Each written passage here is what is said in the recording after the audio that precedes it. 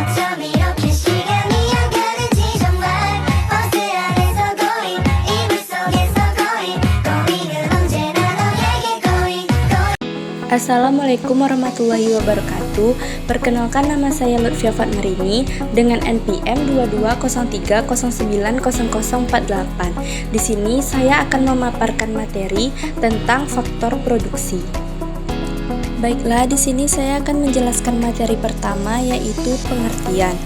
Dalam ilmu ekonomi, faktor produksi adalah sumber daya yang digunakan dalam sebuah proses produksi barang dan jasa.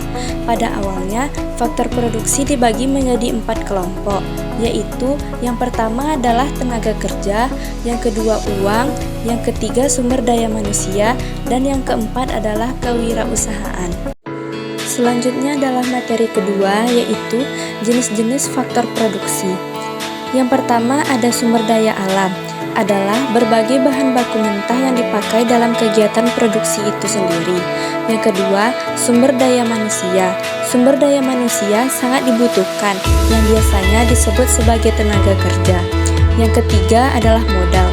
Jika modal tidak memadai, kegiatan produksi atau pengadaan bahan baku bisa saja tersendat. Hal ini tentu saja akan secara langsung menghambat kegiatan produksi. Yang keempat adalah faktor kewirausahaan. Pebisnis wajib memiliki jiwa dan kemampuan untuk berwirausaha yang baik sejak awal, termasuk untuk menghadapi berbagai tantangan yang mungkin akan hadir dalam bisnis tersebut. Yang kelima adalah sumber daya teknologi.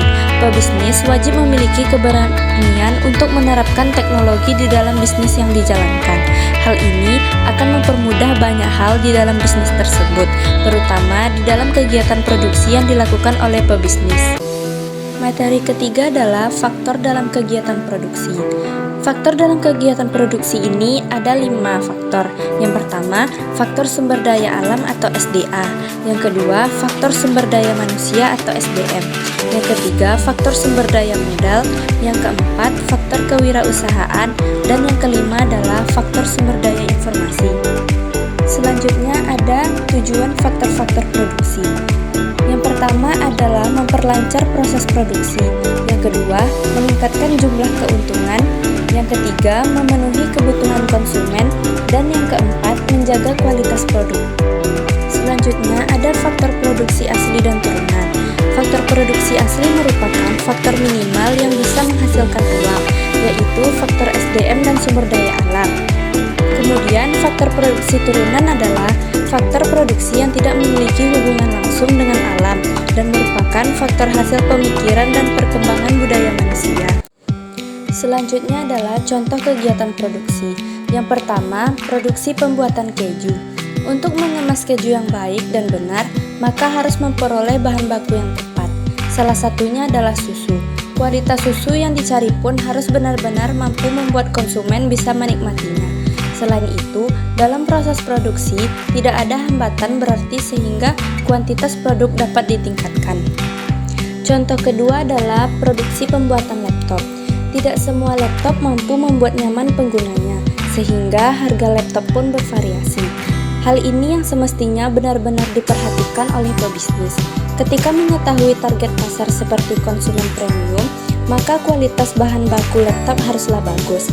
Hal ini dimaksudkan ketika konsumen mengeluarkan dana yang besar, mereka akan mendapatkan laptop yang sempurna. Contoh yang ketiganya adalah layanan psikologi. Bagaimana jika kegiatan produksi Anda bersifat jasa? Hal tersebut dapat saja dilakukan. Sebagai contoh adalah layanan psikologi. Saat ini ada banyak orang yang membutuhkan layanan tersebut.